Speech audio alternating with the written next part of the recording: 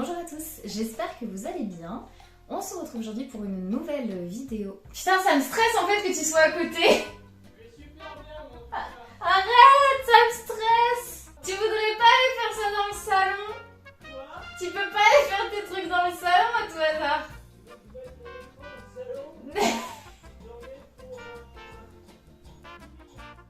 Non mais vas-y, il faut que j'essaye parce que de toute façon, tu seras pas toujours pas là.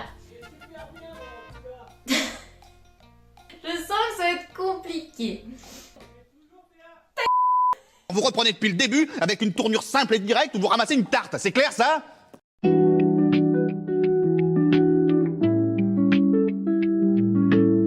Bonjour à tous, j'espère que vous allez bien. On se retrouve aujourd'hui pour une nouvelle vidéo qui va être un petit peu plus formelle entre guillemets. On va parler de parfums spécialement adaptés pour un petit peu le travail parce que voilà, septembre, je pense que vous êtes beaucoup à avoir repris alors soit l'école, les petits boulots, les grands boulots, voilà. Et pour certains peut-être qui sont chanceux, vous êtes encore en vacances, donc profitez-en, vous regarderez la vidéo plus tard. C'est moi ou il y a une ambiance de merde? Pour ceux qui ont repris le boulot, déjà force honneur à vous. Du coup je vous ai fait une petite sélection de parfums qui sont quand même relativement faciles à porter, qui sont pas des trucs qui vont intoxiquer vos collègues, voilà, des petites choses qui sont faciles à porter.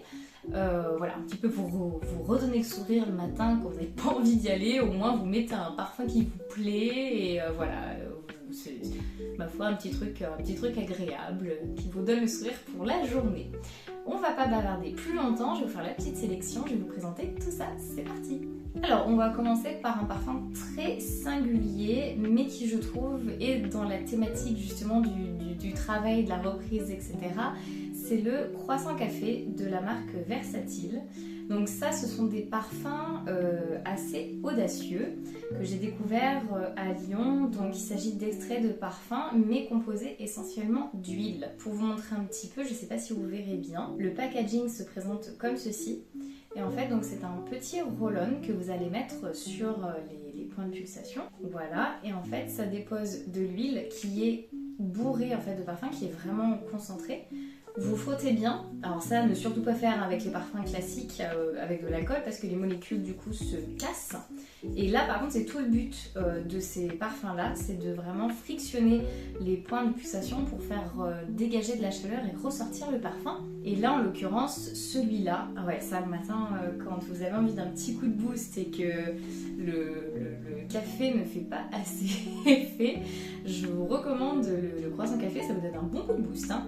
Ça c'est une odeur un petit peu de café beurré avec un tout petit peu de notes aromatiques. C'est censé vous inspirer visuellement. Moi quand je le sens ça m'y fait penser à une tasse de café avec un petit nuage de lait. Alors on sent pas forcément le croissant tel quel, mais on sent quand même qu'il y a alors, je dirais plus un toast beurré grillé, parce qu'il y a ce côté un peu beurré, peut-être plus grillé, toasté, mais avec le café qui ressort. Et il y a un truc moi avec ce parfum, ça me fait un peu une Madeleine de Proust, mais vous savez quand on était à l'école, vous aviez peut-être une maîtresse qui sentait le café. Il y a ce côté un peu réconfortant, c'était un peu une maîtresse gentille, maîtresse maman quoi un petit peu. Ce parfum là, je retrouvais pas trop cette odeur de café quand moi j'en bois ou quand j'en sens ailleurs, il y a pas ce truc là de café école maîtresse. Je sais pas si vous saisissez ce que je veux dire, je suis sûr il y a que moi hein, et ça va peut-être pas bien là-dedans mais...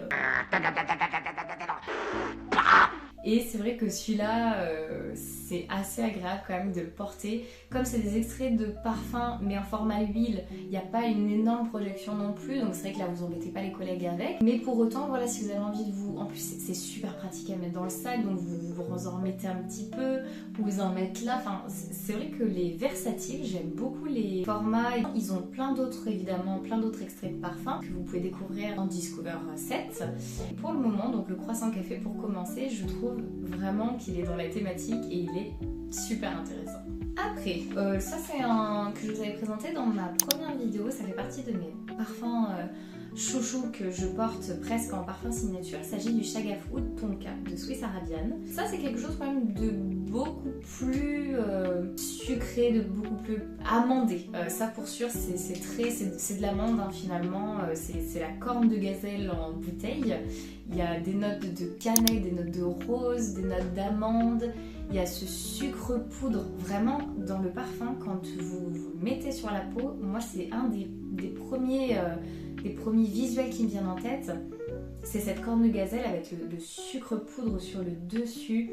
C'est gourmand, un petit peu aérien, un petit peu poudré, sans être trop oppressant. Il est vraiment très bien réalisé. On peut dire que c'est un dupe quand même assez ressemblant de Velvet Tonka de BDK. Et comme je vous avais dit dans la première vidéo, il y a une note dans les BDK, en tout cas dans le Velvet Tonka, qui me faisait dire que je l'aimais bien sans plus. Et quand j'ai mis le nez sur Shagaf Oud Tonka, et cette note-là a complètement disparu et je suis tombée vraiment en amour de celui-là. Si vous avez envie d'être un petit peu plus gourmande, un petit peu plus dans ce truc un petit peu aérien, poudré, mignon, sucré, vanille, ça peut être vraiment bien. Voilà, ça c'est un parfum à porter au travail sans problème. Ensuite, alors j'ai des bébés touches. J'ai pas des grandes touches, mais au moins cette fois-ci, cet épisode, j'ai des touches.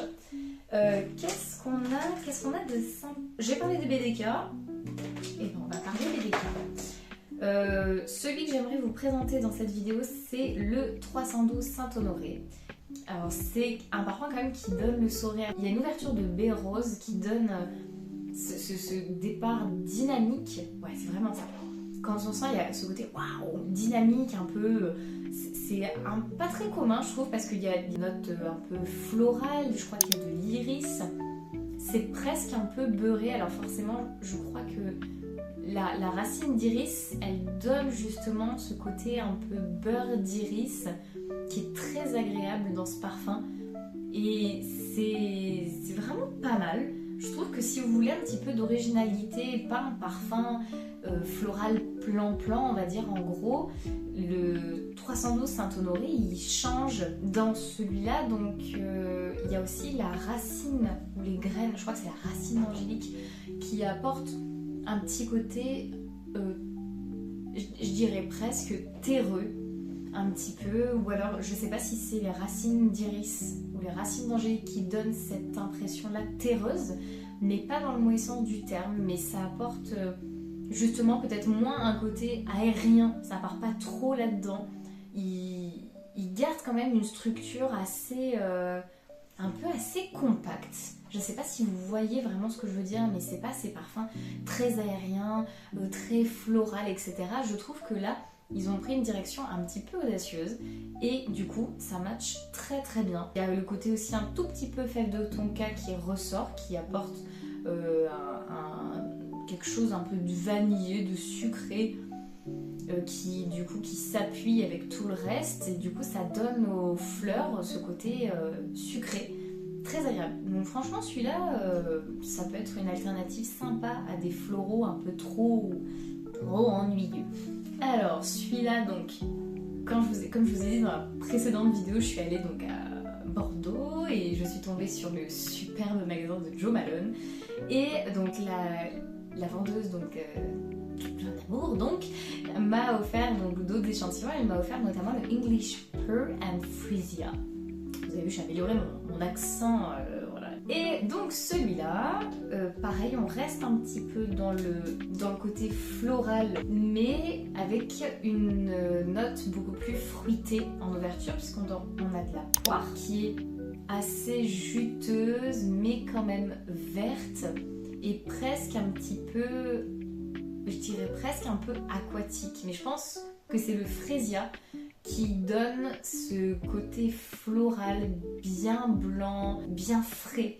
Et du coup, forcément, ça ramène un petit peu la poire sur cette ouverture fraîche, sur ce côté croquant un petit peu, et il est très joli. Et à la fin on a une petite note de patchouli, mais qui est pas plus entêtante que ça, parce que bon, le patchouli ça peut être compliqué à porter, hein. Très honnêtement c'est pas la note la plus aimée en parfumerie. À chaque fois j'entends les gens qui me disent s'il y a du patchouli c'est pas la peine, c'est pas pour moi. Et ben franchement pour un floral fruité, je trouve que le patchouli donc permet en fait de garder cette ligne directrice justement de floral fruité sans tomber dans ce côté trop lourd. Et celui-là, vous êtes dans un verger où il y a plein de poires, et à côté vous avez des petites fleurs, des fraisias, il y a les pétales qui s'en vont, il y a eu la rosée un peu du matin. C'est vraiment un beau mix de tout ça. Et ça fait un parfum vraiment très, je sais pas comment on peut dire, mais vraiment où vous avez la photo qui vient en tête, vous avez l'image qui vient en tête quand vous sentez le parfum. Et moi c'est vrai que tout de suite je suis plongée dans ce champ-là. Donc ça, pour aller au boulot, vous mettez ça, franchement, ça refait votre journée. Hein. Alors, Blue Madeleine de Atelier des Ors. Alors celui-là, c'est vrai que le titre est extrêmement accrocheur pour ma part qui adore les parfums gourmands. C'est pas que j'ai été déçue. Attention, entendons-nous bien, mais disons que j'attendais autre chose. Je pensais pas sentir ça. C'est quand même, donc c'est un parfum qui est censé donc en effet quand même rappeler la Madeleine, hein, évidemment Blue Madeleine, bon voilà, si vous êtes dans le titre, mais c'est pas pour autant pas forcément très représentatif. Je m'explique, donc on n'est pas sur une Madeleine très gourmande où quand vous ouvrez le sachet il y a quelque chose de très vainé qui vous arrive dans le nez, mais c'est plutôt un thé noir, éventuellement avec un petit arôme de vanille, de Madeleine. Donc c'est vrai que le Blue Madeleine, alors c'est vrai que je comprends juste pas trop ce titre, Blue Madeleine. Bon, du coup dans ce cas-là peut-être Black Madeleine, à la limite ça aurait fait penser à ce thé noir un peu british avec cet accord de Madeleine, mais bon après soit on n'est pas là pour discuter du titre, on est là pour discuter de l'odeur. Donc comme je vous dis, ça a vraiment une ouverture un peu épicée. Il y a quand même un tout petit peu un côté lacté qui est pas non plus super prédominant, mais qui reste un peu dans cette pyramide. Elle est en note de cœur. Ouais, forcément vous avez, alors oui c'est vraiment en ouverture, vous la sentez bien. C'est la cannelle qui donne ce côté très épicé au parfum. Et quand même, après, je peux pas dire, il est vraiment très beau. Celui-là, ça peut être vraiment intéressant si vous avez envie au boulot de mettre quelque chose de gourmand, mais sans aller vers le Chaga Food qui, voilà, là, est très vanillé, très gourmand. Et voilà, et là, c'est du gourmand raffiné, hein, on va dire. Voilà, la classe à l'anglaise, finalement. Celui-là, finalement, vous voyez, j'avais l'échantillon, je le sortais pas beaucoup, et en fait... je pense que je vais le ressortir peut-être plus souvent. Après on part sur un de mes préférés pour aller travailler. C'est The Musk. Oula, The Musk. De Essentiel Parfum. Les Essentiels Parfums, si vous ne connaissez pas, je vous invite fortement à aller les découvrir si vous avez la possibilité. Ils sont quand même revendus dans pas mal de petites boutiques. Je sais qu'il y a une boutique à Vichy qui les propose, énormément de boutiques à Lyon forcément, boutiques à Bordeaux, j'en ai vu quelques-uns. Mais c'est vraiment des super parfums où en fait ils laissent carte blanche à un nez. En l'occurrence là c'est Calice Becker ou Becker, excusez-moi madame d'avance, mais The Musk, donc forcément c'est le musc qui est travaillé d'une certaine manière. Et sur cette fragrance là, ce que j'adore, c'est qu'on a des notes quand même en ouverture un petit peu vivifiantes, presque fraîches.